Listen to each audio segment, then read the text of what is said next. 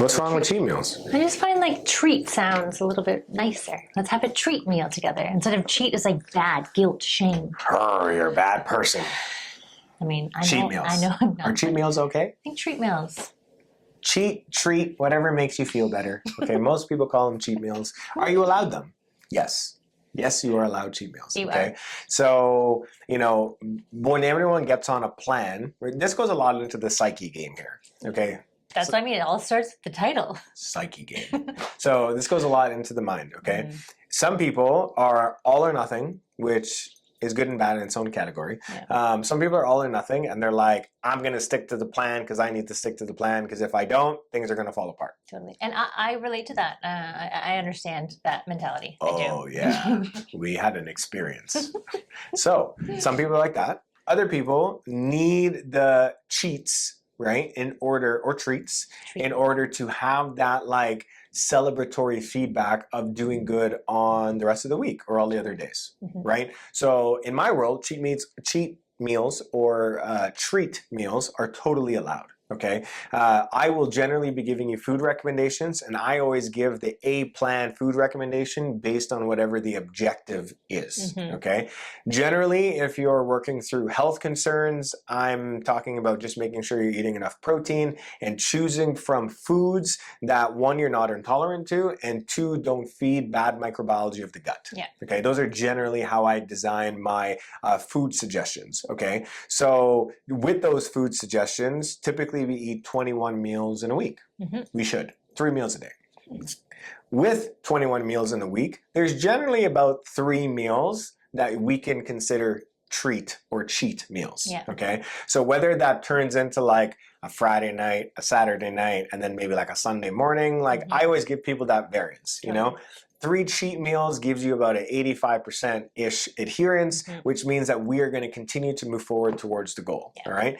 If you happen to have a wedding or a birthday celebration or something like that, and your whole weekend is going to be enjoying whatever you're enjoying, then the week should be pretty tight. Totally. Right? We got to find a balance in that aspect of things. So cheat meals are totally allowed. And when you do cheat, just be aware as to what you're cheating with. Okay. Let's talk about alcohol, right? So everyone's like, oh, can I drink? There's no real part of alcohol that is good for any part of the process of healing. No. Like, just, sorry guys, flat out. If somebody wants to have alcohol, or they want to still be social, that's a big one. I want to still be social, can I drink?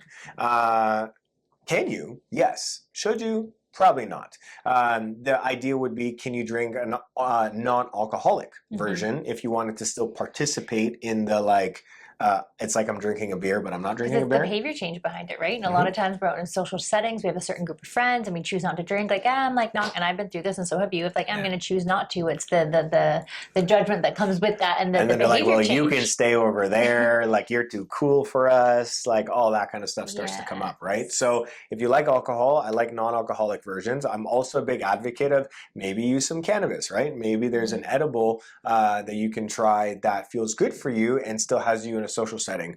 Or with the world of microdosing becoming more popular, microdose mushrooms can also be a fantastic way to enjoy your evening in a non-toxic effect to the liver, so you can still be social and have a good time without essentially drinking a neurotoxin, which is what alcohol is. Totally. Right? And this comes down to why is that needed? Is this the realm and the world that I work in with? What is the behavior that's behind that?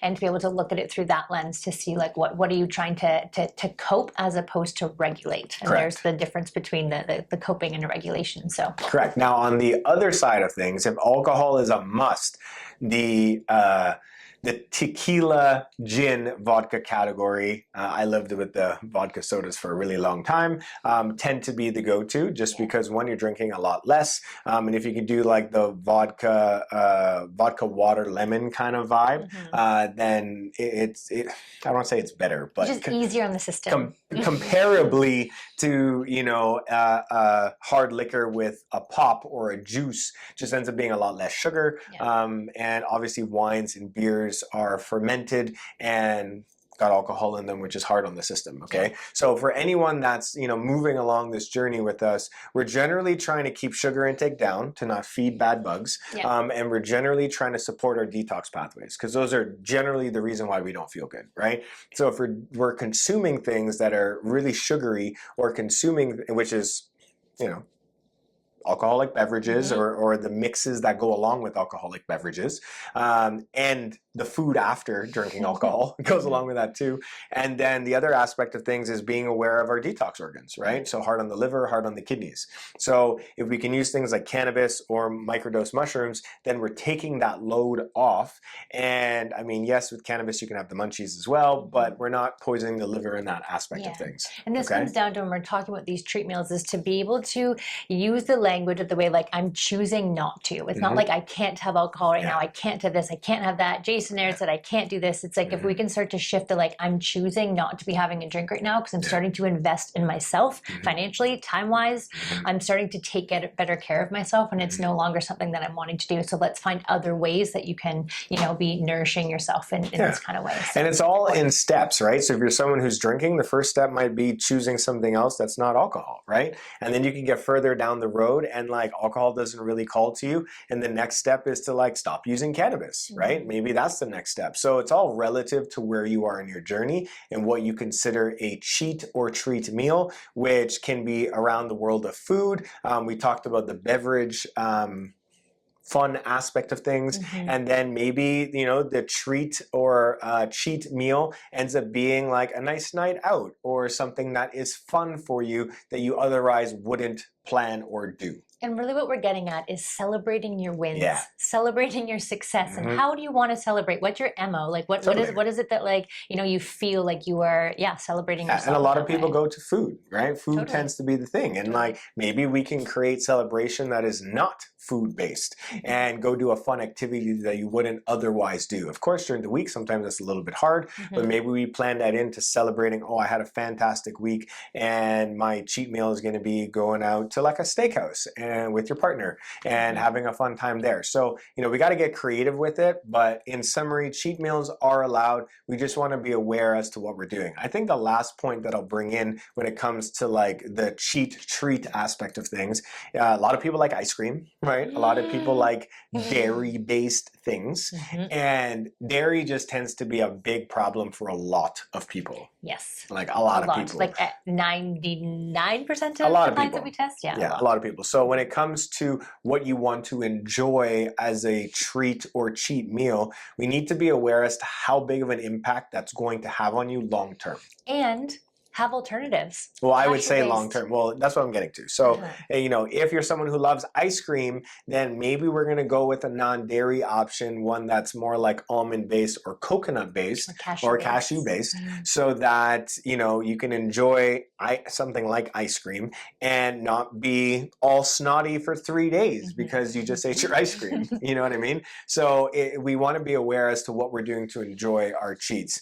I'm a big fan of, like, burger and fries, to be honest. Like, when I had a lot of my health issues going on and I wanted to cheat, the burger and fries did very well for me, and I suffered on the pizza front because of the cheese and the tomato sauce. And I remember when we bought our first home together, we were sitting eating pizza, and the comment was like, wow, I can, like, enjoy this pizza and we can celebrate this big event in our life. And that was and because they brought in better dough and better dairy and stuff like that. It was a nice realization. But that's the point, right? The point is that, like, even when I was going through this, I found that, I could cheat with, like, say, a burger and fries, and I was generally okay the next day, versus, like, if I did have pizza, not only did I had terrible gut rot for 2 days, but my sinus would almost instantly plug up, and I'd be very snotty and very mucousy. So, in reference, if you're enjoying a cheat or a treat meal and you feel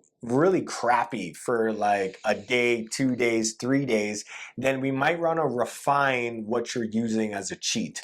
Because yes, we want to celebrate and enjoy, but we also don't want to go backwards. Because if we're having a cheat meal or a treat meal on a Wednesday evening and a Saturday evening, and it takes 2 days to get back to baseline, then we're really not making progress. Okay, so we just want to be aware of those things. Also knowing as you go through each month with the body getting better and better, it becomes more tolerant to things. Totally. And this is where keeping that inventory of what's working, what's not, and even keeping, whether it be a note on your and it phone changes. or your It journal changes. or something, but as your system starts to change, as you move through the protocol and the deeper layers, your intolerances and sensitivities to foods are going to start to change. Yeah, and they'll too. get better. You know, I can have pizza with my cream of garlic dipping sauce because we're on the middle path, guys. And I don't get sinusy, I don't get mucusy. I'm not like snoring like a whale at night. Well, am I? No. No, No, perfect. it doesn't. It's good. I'm in the clear. Yes. Okay, so trust me, guys, it gets better. The body gets better. The It body does. does heal. Your favorite foods you'll be able to have again, but there is a period of time where they may not be good for you. Okay, so just keep that in mind and enjoy your cheats/treats and try to make decisions that don't derail you.